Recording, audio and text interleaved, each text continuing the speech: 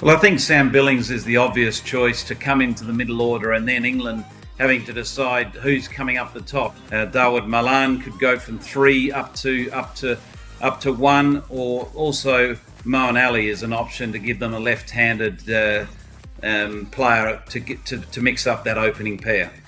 Sam Billings seems to be the obvious choice unless England decide to go towards James Vince and still leave Bairstow in the middle. I would personally go for Bairstow to open. Their aggressive style suits England, him and Butler, and Sam Billings in the middle. They have enjoyed bowling at that venue, and also just with the fact that England's top order has been disrupted with the injury of Roy, it may well be a perfect inroad for both those masters of swing to be able to make some early strikes against England. Yeah, I mean, the whole New Zealand attack, particularly those two, and the ball does swing around. They've got the ability to pick wickets, and if New Zealand have to win this game, they will have to pick early wickets. So those two become key for New Zealand, as well as England, as well as how England play them. I think using Moeen Ali in this particular matchup, Guptill and Mitchell, is a danger. I think they may well go with Adil Rashid for an over or two as an alternative, and use Moeen Ali more in the middle phase of the game.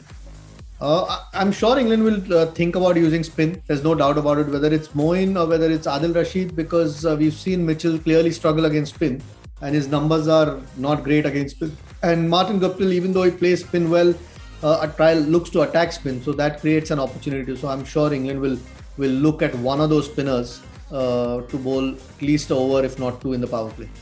Yeah, look, I don't think that the England back-end bowling is a major issue just on the back of Mills not being available. It's not like they've relied on him for the last 12 months as a specialist at the back end of the innings. They certainly will miss Tymal Mills, because that was the role that he was doing. That's why they'll have to create an impact early. I think New Zealand is one team who doesn't bat deep. That might actually work in England's favour if they get wickets up front. I think whoever does win the toss will want to make sure that they're fielding first. There's always that fear and threat that dew might play a role. So both teams will want to avoid that as a potential stumbling block. If there is dew around, then the toss might play a big part. Otherwise, both teams can chase or bat first well. So I don't think otherwise it will play a big part unless there's dew.